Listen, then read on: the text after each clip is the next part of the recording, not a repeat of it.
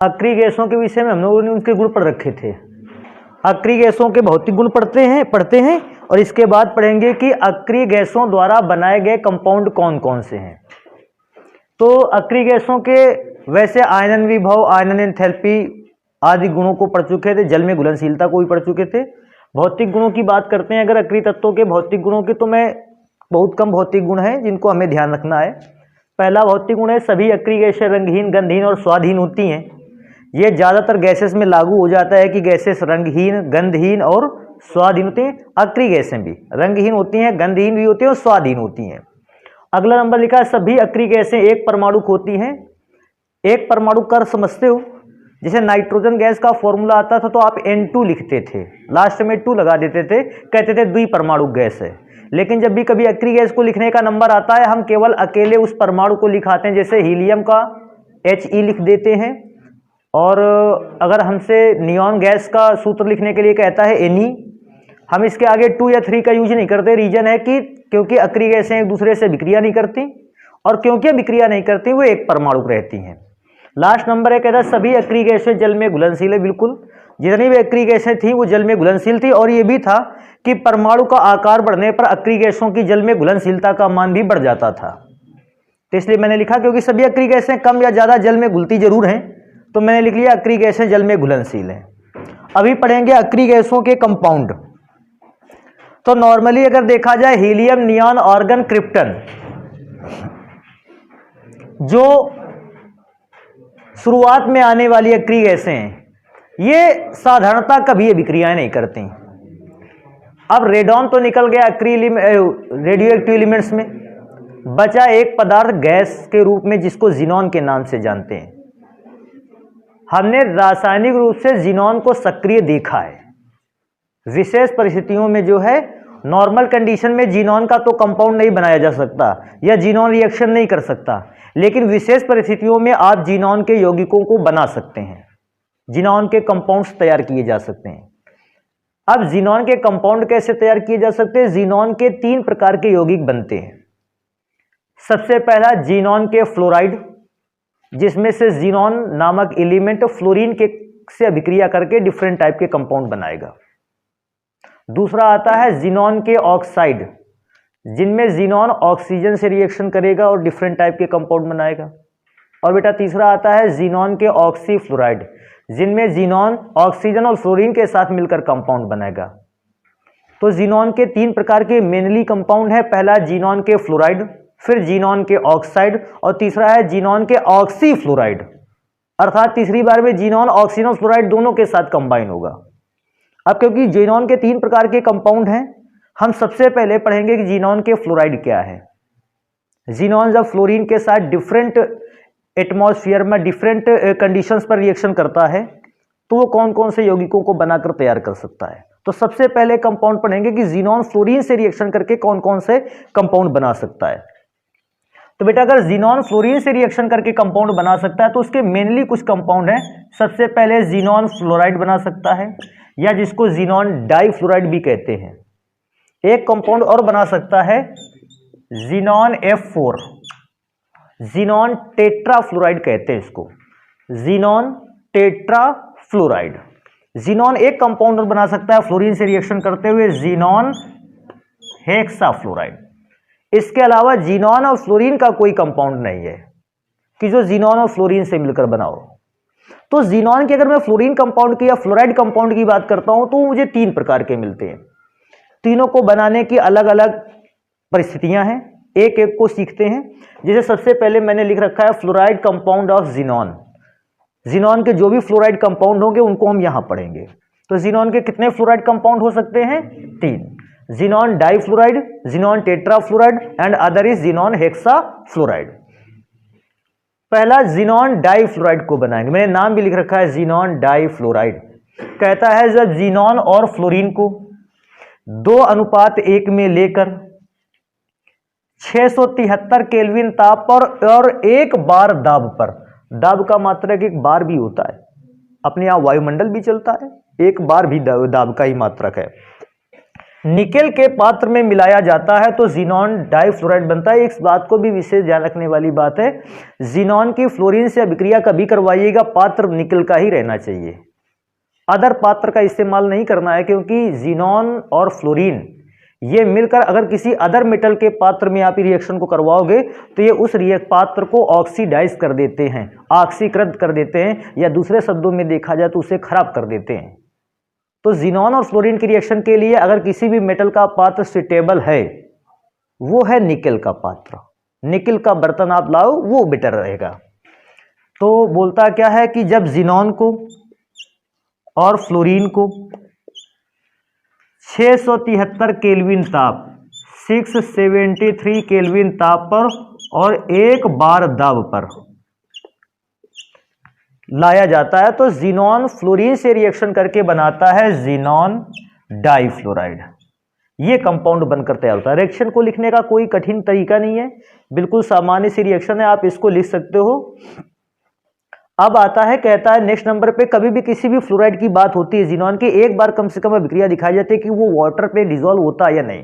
जितना भी जिनॉन का फ्लोराइड है वो सब का सब जिनॉन का फ्लोराइड वाटर पर अपघटित हो जाता है। अपघटित का मतलब समझते हो ना, जिनॉन का फ्लोराइड वाटर में डिसॉल्व होकर 2 भागों में कम से कम डिकम्पोज होगा, कभी कभी 3 भागों में या उससे ज्यादा भागों में भी टूट सकता है, लेकिन कम से कम 2 भागों में तो टूटेगा ही। तो अब देखते हैं कि जिनॉन का जो फ्लोराइड है जो हमने अभी बना करके तैयार किया है, जिनॉन को फ्लोरीन के साथ मिलाया, 673 केल्विन टेम्परेचर दिया और 1 बार का प्रेशर अप्लाई किया, जिनॉन डाइफ्लोराइड बनकर तैयार होगा। नाम ये जिनॉन, 2 का मतलब डाई, एफ का मतलब है फ्लोराइड। रिएक्शन किससे होगा इसका? वाटर से। तो बेटा जिनॉन डाइफ्लोराइड का रिएक्शन करते हैं वाटर से, और इस बात को देखेंगे कि वाटर से रिएक्शन करके ये बनाता क्या है। सबसे पहली बात तो बेटा इसको समझ सकते हो कि 2 दूना 4 हाइड्रोजन है और 2 दूना 4 फ्लोरीन है। 4 हाइड्रोजन 4 फ्लोरीन से रिएक्शन करेगा, सबसे पहले बनाकर तैयार करेगा 4HF। अब मैं देखता हूं मेरे पास, अरे अभी बचता क्या क्या है। एक तो बेटा मेरे पास XE बचता है, तो मैं इसको लिख लेता हूं 2XE। अभी मैं देखूंगा मेरे पास और क्या बचता है। तो बेटा मेरे पास देखो 2O बच रहा है क्या? इस 2O को तो ऐसे भी लिख सकते हो ना, O2। तो जब भी जिनॉन डाइफ्लोराइड का जल अपघटन होता है, जल अपघटन पर जिनॉन मुक्त होता है, हाइड्रोजन फ्लोराइड बनता है और साथ में कौन सी गैस बनकर तैयार होती है? Oxygen gas. लेकिन जैसे ही जल द्वारा अपघटन की बात होती है, वैसे रिएक्शन आपको एक ही याद रखनी है, यही वाली बस, जल अपघटन पर। हाँ, साथ में एक और चीज आपको तैयार होना चाहिए, स्ट्रक्चर। तो बात आती है किसका स्ट्रक्चर? जिस कंपाउंड को पढ़ रहे थे उसका स्ट्रक्चर। इसके अलावा किसी का स्ट्रक्चर नहीं पता होना चाहिए। कोई फर्क नहीं पड़ता कि इसके अलावा आप इसका स्ट्रक्चर बनाते या इनमें से किसी का स्ट्रक्चर बनाते, इस घूमे जिस कंपाउंड को पढ़ रहे हैं उसी का स्ट्रक्चर बनाना होगा। स्ट्रक्चर में ध्यान रखिएगा, जब भी जिनॉन डाइफ्लोराइड का स्ट्रक्चर बने, सबसे पहले इस बात को बीच में तो जिनॉन लिख दिया गया।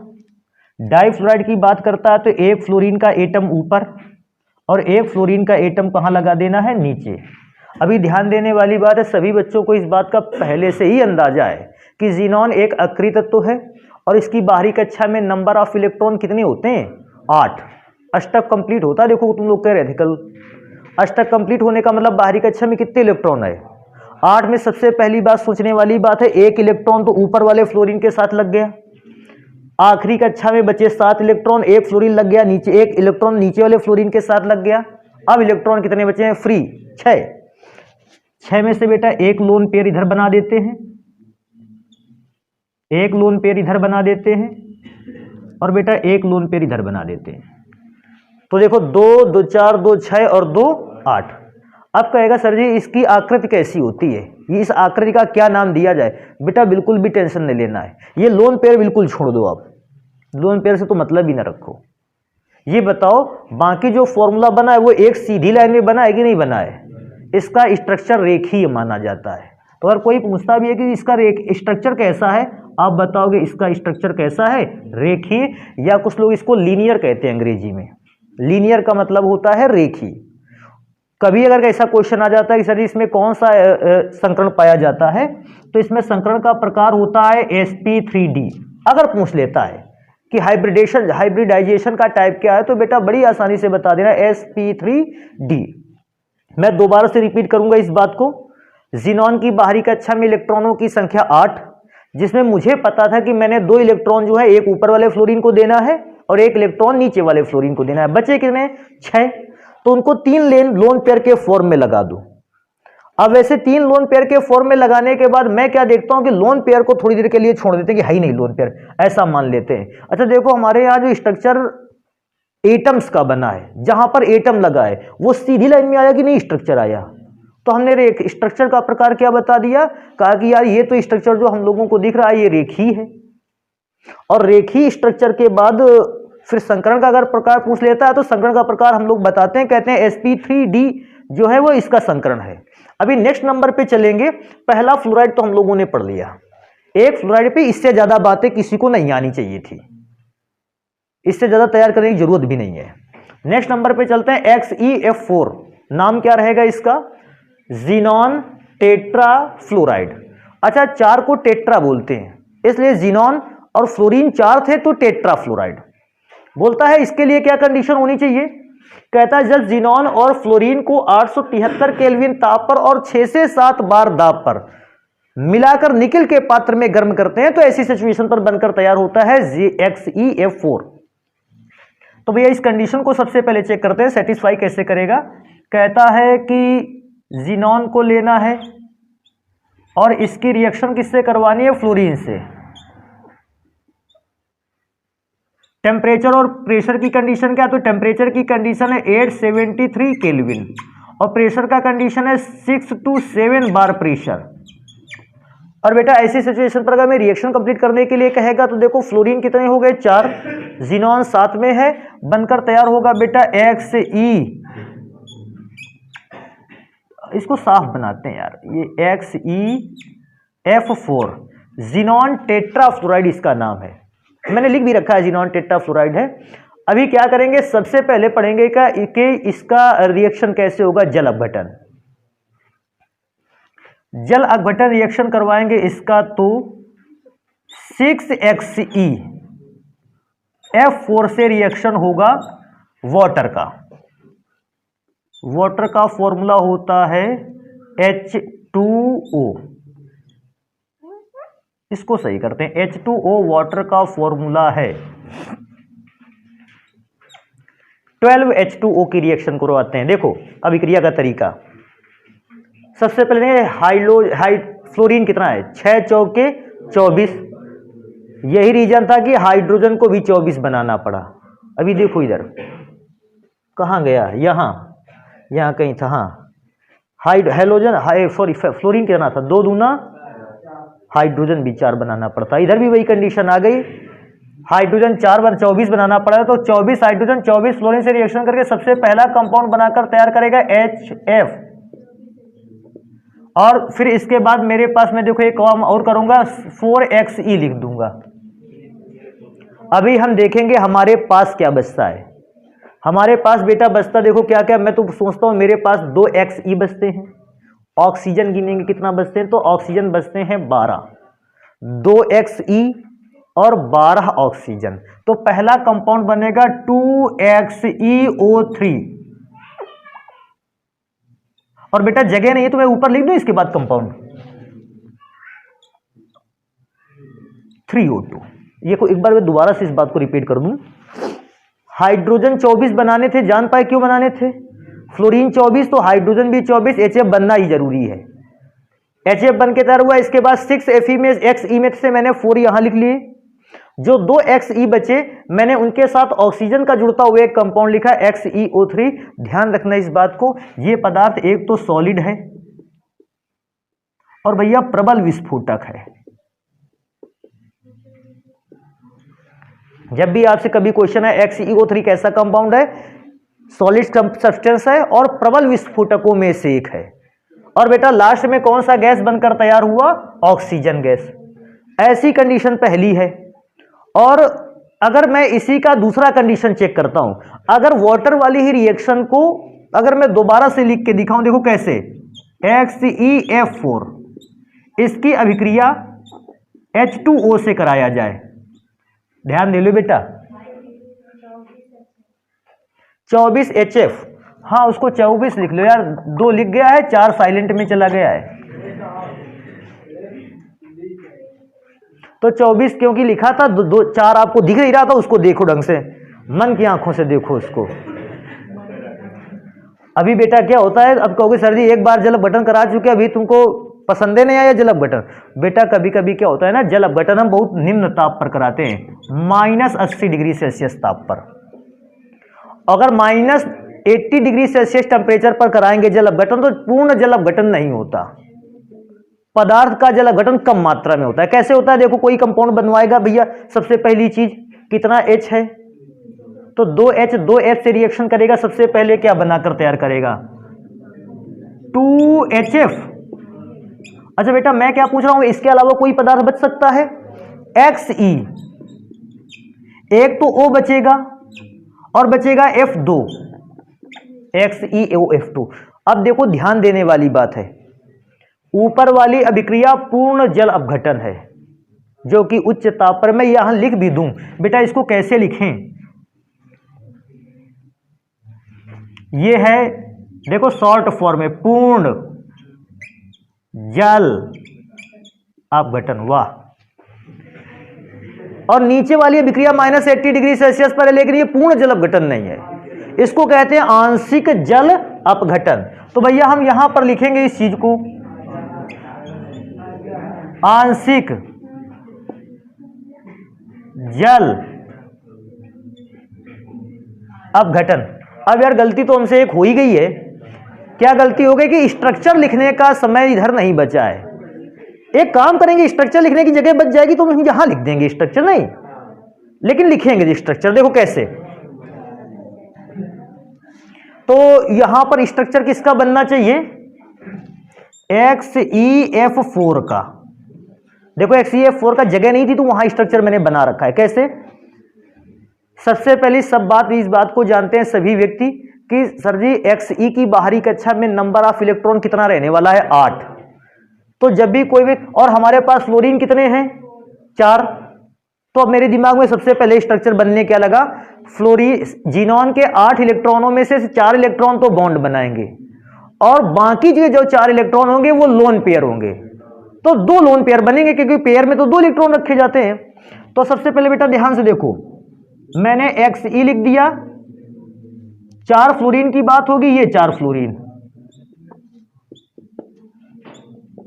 अब बात आती है लोन पेयर की, तो देखो ये सारे के सारे बॉन्ड तो कहां रहेंगे, एक प्लेन पर, एक वर्ग पर रहेंगे, प्लेन है उस पर 4 फ्लोरीन के क्या है, बॉन्ड। अब देखने वाली बात है बेटा, लोन पेयर इलेक्ट्रॉन कितना बचा, 4। तो बेटा एक लोन पेयर इलेक्ट्रॉन ऊपर की ओर और एक लोन पेयर इलेक्ट्रॉन कहां की ओर। तो ये बेटा कैसा होगा मैं बता रहा हूं, देखो इसको, फ्लोरीन के 4 जीनॉन के 4 बॉन्ड तो इस कागज पर बने होंगे, 1 2 3 4। ये एक लोन पेयर कहां की ओर होगा, ऊपर की ओर, इस कागज वाले तल से ऊपर की ओर, और एक लोन पेयर कहां होगा, कागज वाले तल से नीचे की ओर। कोई पूछेगा सर इसका आकृति कैसा है, आप लोन पेयर को भूल जाओ, बॉन्ड देखो, अच्छा एक स्क्वायर पे लगे कि नहीं लगे हैं, तो इसको नाम देंगे वर्ग समतलीय। कोई पूछेगा कि सर जी ऐसा इसका सब कुछ बताया, एक काम और कर देते, ये बता डालते इसका संकरण का प्रकार क्या है। बेटा कुछ भी नहीं करना, sp3d में एक और d बढ़ा देना है, sp3d2। संकरण का प्रकार है sp3d2। ये हो गया जीनॉन का दूसरा वाला फ्लोराइड, जिसको जीनॉन टेट्रा फ्लोराइड कहते हैं। बेटा ये थोड़ा सा ध्यान रखना, इसका स्ट्रक्चर जो है वो वहां गया है। अभी लास्ट नंबर पे चलते हैं कि कहता है जीनॉन का एक और फ्लोराइड रह जाता है जिसका नाम है जीनॉन हेक्सा फ्लोराइड, और जीनॉन हेक्सा फ्लोराइड का फॉर्मूला होता है XeF6 जो कि यहां दिया गया है।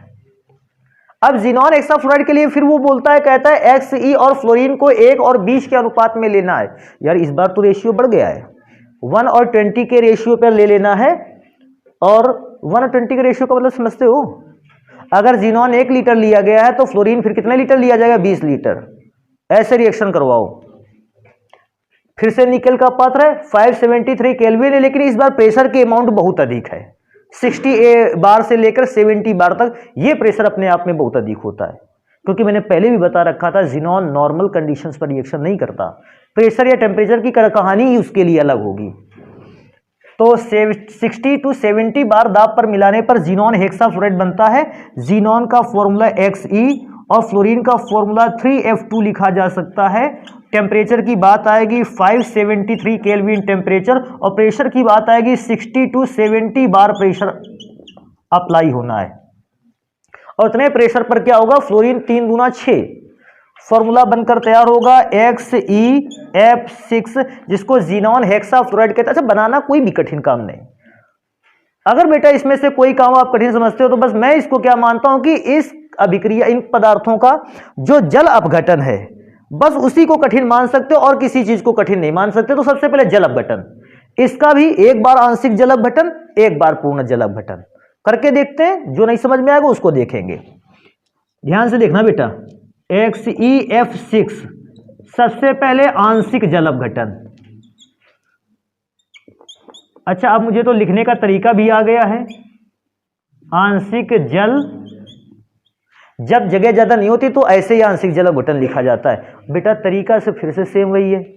बेटा 2H 2F को लेकर अलग हो गए, पहला कंपाउंड बना 2HF, ठीक है। अब मैं क्या सोचता हूं, जो बच गया वो सब लिख डालो।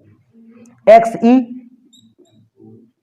अच्छा O भी तो एक बचा है, OF4 बचा, इसका नाम कैसे पढ़ेंगे, xenon oxy tetra fluoride. Xenon oxy tetra fluoride इस कंपाउंड का नाम है। अगर ज़ीनॉन का आंशिक जल अपघटन कराया जाता है, पूर्ण जल अपघटन कैसे कराया जाएगा, देखो एक और है। XeF6 का पूर्ण जल अपघटन का मतलब 3H2O, इसको कहते हैं पूर्ण जल अपघटन। अच्छा, पूर्ण जल अपघटन में एक चीज मेरी समझ में आई, हम 6 फ्लोरीन थे तो 6 ही हाइड्रोजन लेके आ गए, पूरा जल अपघटन होगा। अच्छा, देखने वाली बात है बेटा, 6F इन 6H से अभिक्रिया कर लेंगे तो सबसे पहले क्या बन के तैयार होगा, 3HF। और बेटा मैं इसके बाद अगर आपसे बात करूं कि क्या बचता है, तो बेटा देखो Xe बचता है और O तो 3 होते हैं ना, तो कंपाउंड बनकर तैयार हुआ XeO3। इसका नाम क्या है, ज़ीनॉन ट्राई ऑक्साइड।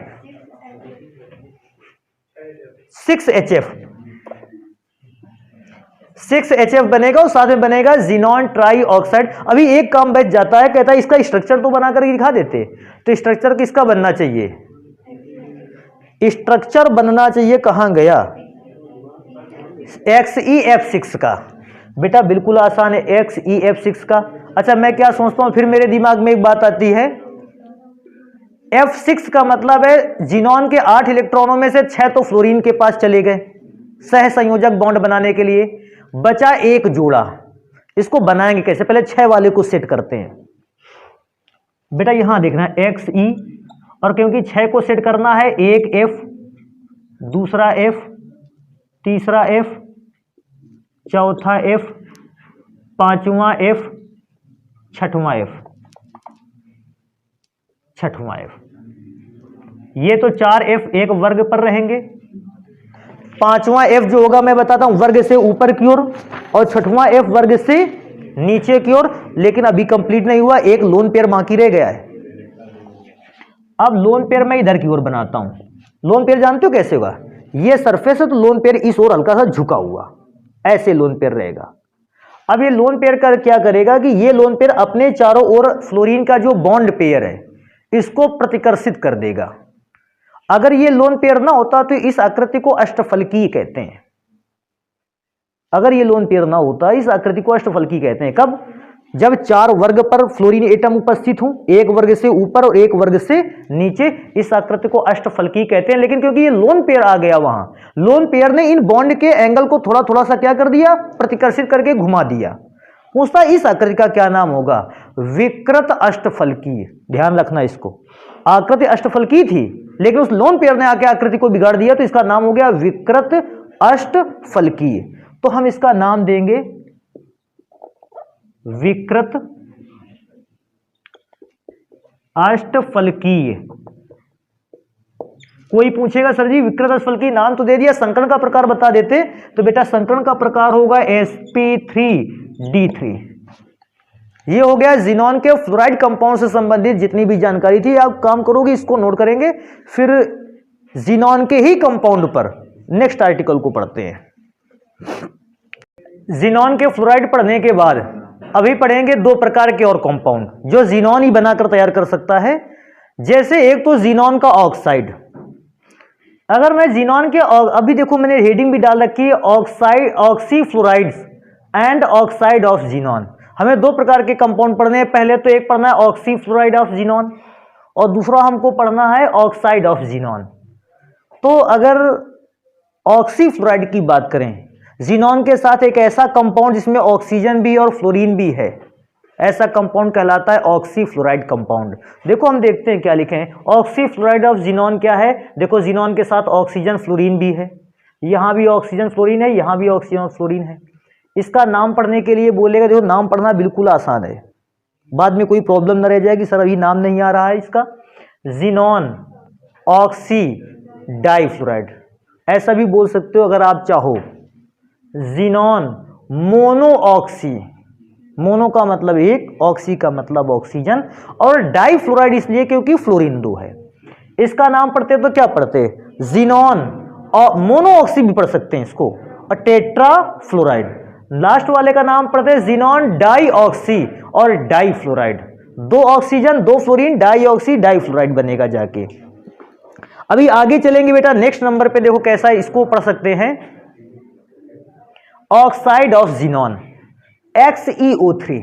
अच्छा, जिनॉन के ऑक्साइड को ऐसा भी पढ़ सकते थे और जिनॉन ट्राई ऑक्साइड, क्योंकि 3 ऑक्सीजन लगे थे लास्ट वाले कंपाउंड पे, ट्राई ऑक्साइड भी पढ़ सकते थे, क्योंकि इन सभी कंपाउंड्स को बनाकर तैयार करना और इनका स्ट्रक्चर भी हमें देखना है। हम ये चाहेंगे कि जिनॉन के ऑक्साइड को पहले बना लिया जाए। ऐसा क्रम नहीं है बेटा कि ऐसा ही बनाएंगे, पहले इसको बनाकर देख लेते हैं। क्यों बनाकर देख लेते हैं, क्योंकि अभी याद होगा तुम लोगों को, हम लोगों से जिनॉन के एक कंपाउंड को पढ़ा था और फिर उसी से जिनॉन के ट्राई ऑक्साइड को बनाया था। तो हम उसी अभिक्रिया से दोबारा इसको बना करके देखते हैं। देखो इस अभिक्रिया को कैसे बना रहे थे। सबसे पहले किसको बना रहे हैं हम लोग, जिनॉन ट्राई ऑक्साइड को, इसी को हेडिंग बना दिया हमने। हमारे पास पहला एक कंपाउंड क्या था, XeF4। आपको याद होगा मैंने यहां 6 मोल लिए थे। आपको एक और बात याद होनी चाहिए कि हमने यहां जब H2O लिया था तो 12 मोल थे, और फिर हमने इसको कहा था कि ये पूर्ण जल अपघटन है। नहीं, हमने एरो, क्योंकि अब बेटा मेरे पास जगह भी पर्याप्त मिल रही है, अब हम इसको लिखेंगे भी कि ये कैसा जल अपघटन है, पूर्ण जल अपघटन। और बेटा पूर्ण जल अपघटन था तो आप सबसे पहले एक काम कर रहे थे, 4xe को यहां से अलग कर लेते थे, नहीं अलग कर लेते थे। फिर इसके बाद मैं बोला था कितना HF बनकर तैयार होगा, तो 12 दूनी 24H और 6 चौके 24F, तो बनकर तैयार होता 24 मॉलिक्यूल ऑफ HF। और हम बात करते थे हमारे पास क्या पदार्थ बनता है, एक विस्फोटक पदार्थ है जो सॉलिड स्टेट में पाया जाता है, नाम था XeO3 और +3 O2 भी बना था अगर आपको याद हो, जस्ट कुछ मिनट पहले लिखी गई रासायनिक अभिक्रिया थी। तो एक तो ऐसे बना सकते हो, कोई प्रॉब्लम तो नहीं है इससे। एक प्रकार से और बना सकते हो, कैसे बना सकते हो, देखो ऐसे अभिक्रिया।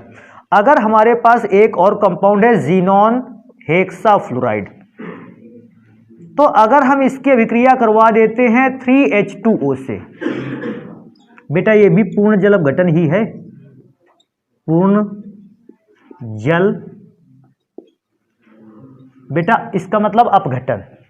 पूर्ण जल अभिक्रिया करवाओगे, तरीका क्या है बेटा, 6x6 3H2 से अभिक्रिया कर लेगा, 6H 6F से अभिक्रिया कर लेगा, सबसे पहले बनाकर तैयार करेगा 3HF।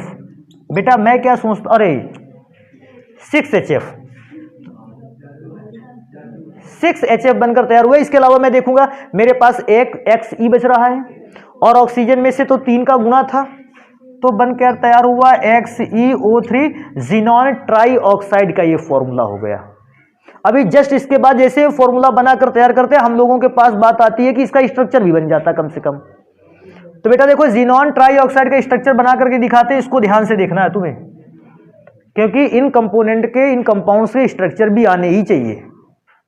तुमको पता है अपने यहाँ कोर्स में काफ़ी क्वेश्चन स्ट्रक्चर पर बेस्ड जाते हैं, और देखना एग्जाम इंटरमीडिएट में भी स्ट्रक्चर की डिमांड करेगा किसी न किसी की। मैं ये नहीं कहता कि इसी का स्ट्रक्चर डिमांड कर लेगा यही बता के आओ, लेकिन बनवाएगा स्ट्रक्चर। बिना स्ट्रक्चर बनवाए तो एग्जाम खत्म नहीं होने देगा। XeO3 का बनाना है तो बेटा देखो ये कैसे बना सकते हो। सबसे पहली बात तो Xe, अब जैसे ही O3 की बात आती है तो हमें ऑक्सीजन के 3 एटम लगाने हैं। वैसे भी सभी को पता होना चाहिए ऑक्सीजन कितने बॉन्ड बना सकता है, 2। 3 ऑक्सीजन कितने बॉन्ड बना सकते हैं, 6। 1 लोन पेयर बचेगा। तो देखो 3 ऑक्सीजन कैसे बॉन्ड बनाएंगे, पहला ऑक्सीजन का बॉन्ड, दूसरा ऑक्सीजन का बॉन्ड, तीसरा ऑक्सीजन का बॉन्ड। और बेटा अब 3 तो ऑक्सीजन के बॉन्ड हो गए, और अब बचा 1 लोन पेयर। ऐसे लोन पेयर बना देना है।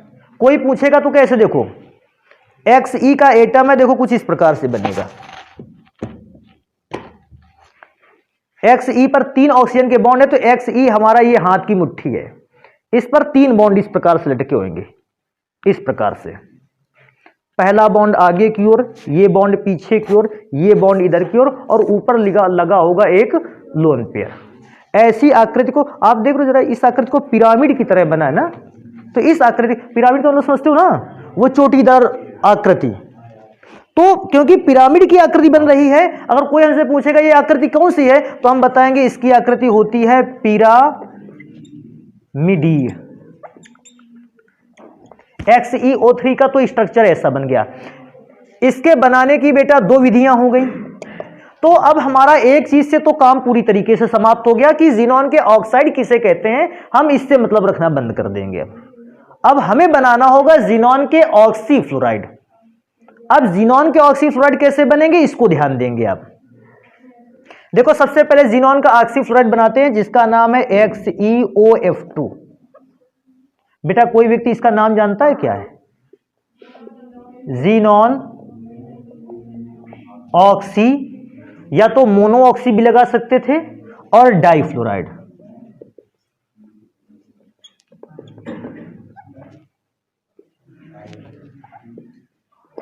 सबसे पहला काम हमारा ये कि इसको बना करके तैयार करो। आखिर रासायनिक अभिक्रिया से कैसे इसको बना कर तैयार करेंगे, बिल्कुल आसान है।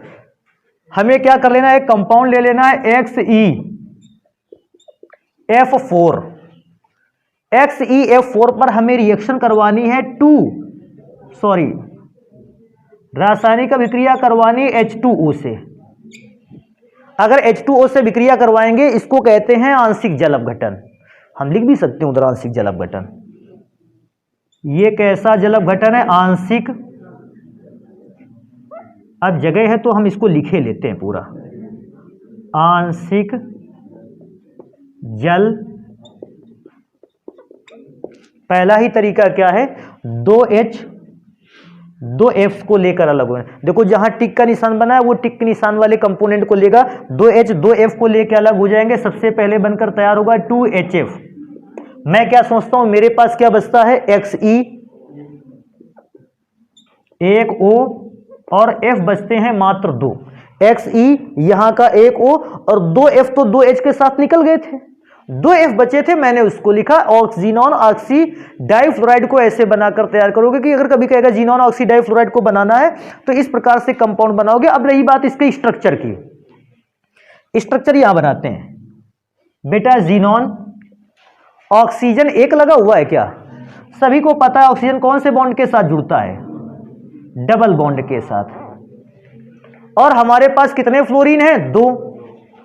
तो भैया पहला फ्लोरीन ऊपर की ओर और दूसरा फ्लोरीन कहां लगा देंगे, नीचे की ओर।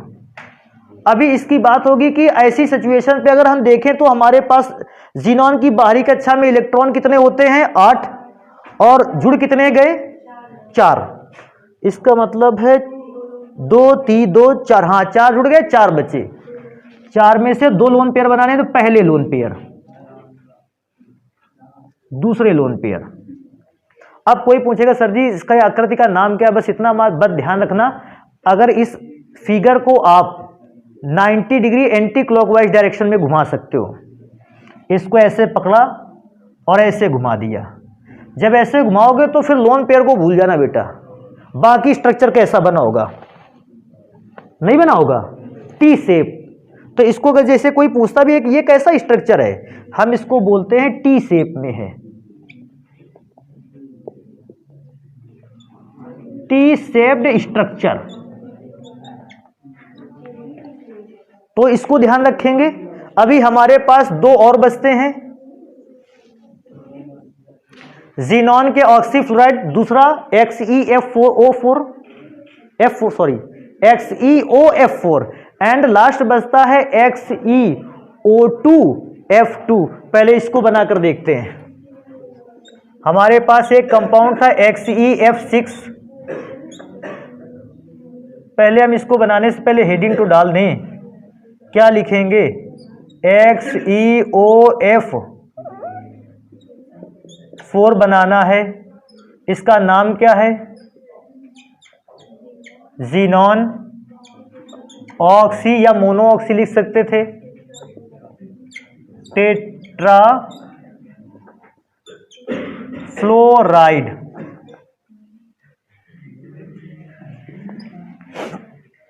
बनाकर तैयार करने वाली बात है, तो आप XeF6 को लोगे और आपने इस बार अभिक्रिया करवा रखी है H2O की,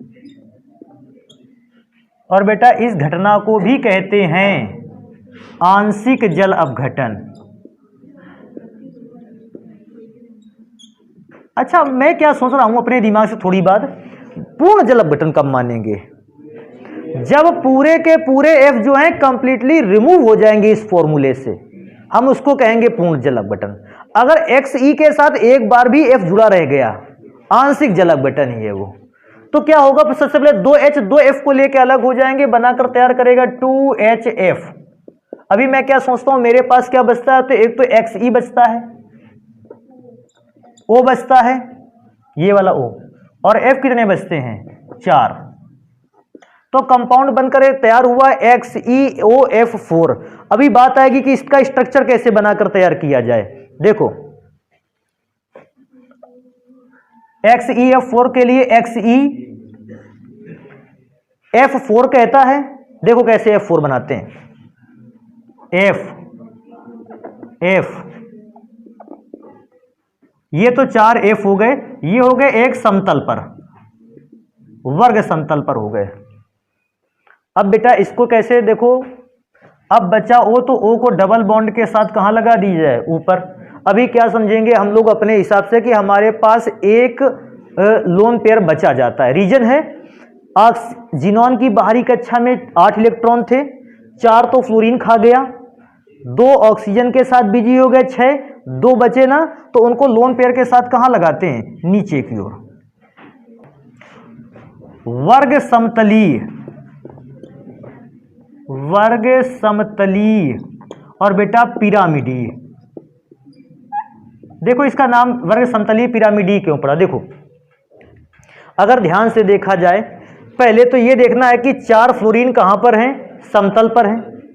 अभी देखो मैं एक आकृति बनाकर दिखाता हूं, ये एक समतल है, इस पे बेटा ऑक्सीजन कहां की ओर है? ऊपर की ओर। इस प्रकार से ऑक्सीजन इन दोनों से जुड़ा है। अब देखो पिरामिडीय क्यों कहते हैं? ये तो हो गया वर्ग समतल, और ऑक्सीजन कहां हो गया? वर्ग समतल पर। 4 तो कोनों पर हो गए फ्लोरीन, और ऊपर हो गया ऑक्सीजन। अगर देखा जाए तो ये भी चोटी ऑक्सीजन की ओर आ रही, इधर से भी दीवार ऑक्सीजन की ओर, इधर से भी ऑक्सीजन की ओर, इधर से ऑक्सीजन की ओर। इसका मतलब ये आकृति किसकी बन रही है? पिरामिड की। तो पहले वर्ग समतल है इसलिए वर्ग समतली, और फिर ये ऑक्सीजन चोटी की तरह कार्य कर रहा है, पिरामिड की तरह कार्य कर रहा है, इसलिए इसका नाम पिरामिडी रखा। भी एक और सोचने वाली बात थी इस जगह, अगर यहां लोन पेयर की जगह पर यहां ऑक्सीजन लगा होता नीचे, तो फिर इसका नाम होता वर्ग समतलीय द्विपिरामिडी। क्यों? एक पिरामिड चोटी कहां बनती? ऊपर, और एक कहां बनता? नीचे, तो उसका नाम फिर द्विपिरामिडीय लिया जाता। लेकिन अभी क्योंकि एक पिरामिड बन रहा था, वर्ग समतलीय पिरामिडी इसका नाम है। लास्ट नंबर बचता है, कौन सा कंपाउंड है? XeO2F2। तो हम लेते हैं XeO2F2। अगर हमसे पूछेगा इसका नाम क्या है, तो इसका नाम बताएंगे जीनॉन डाईऑक्सी डाईफ्लोराइड है क्या? हाँ डाईफ्लोराइड है।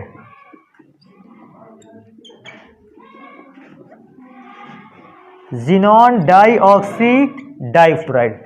सबसे पहले इसको बनाने का तरीका, आप इसको भी XeF6 से ही बना सकते थे, उसको भी बनाने में कोई प्रॉब्लम नहीं था। यही कंपाउंड जो होता वो आसानी से बनाकर तैयार कर सकता था, बशर्ते यहां पर अभिक्रिया होती 2H2O की।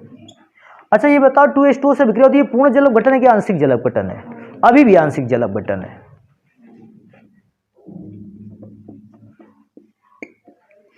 आंशिक जल जगह नहीं है तो अपघटन नीचे हुआ। बेटा आंशिक जल अपघटन करवाओगे, तरीका फिर से वही है। कितने H बनते? 4H 4F को लेकर अलग हो जाते। पहला कंपाउंड बनता 4HF। मैं क्या सोचता हूं, मेरे पास क्या बचता है? तो मेरे पास Xe बचा, O2 बचा और F2 बचा। अगर नाम देखेंगे Xe को ज़ीनॉन कहते हैं, 2 ऑक्सीजन उसको डाईऑक्सी पढ़ेंगे और फ्लोरीन को पढ़ेंगे डाईफ्लोराइड। अब इसका स्ट्रक्चर अगर बनाना होगा, स्ट्रक्चर देखो कैसे बना सकते हैं। ज़ीनॉन को बीच में, अब 2 ऑक्सीजन है तो 2 ऑक्सीजन को देखो कैसे बना सकते हैं, 2 ऑक्सीजन और बेटा 2 फ्लोरीन है, एक फ्लोरीन ऊपर की ओर और एक फ्लोरीन कहां की ओर रखते। और बेटा अभी हम देखेंगे इसमें से कितना बॉन्ड खाली रह जाता। देखो 8 थे टोटल में से अगर 2 2 4 5 और 6 तो भर गए हैं, बचे हैं 2, तो इसको क्या बना देते? लोन पेयर के फॉर्म बना देते। तो इस प्रकार से इतने कंपाउंड्स के स्ट्रक्चर तैयार होते। एक काम करेंगे फिर इनको नोट करेंगे।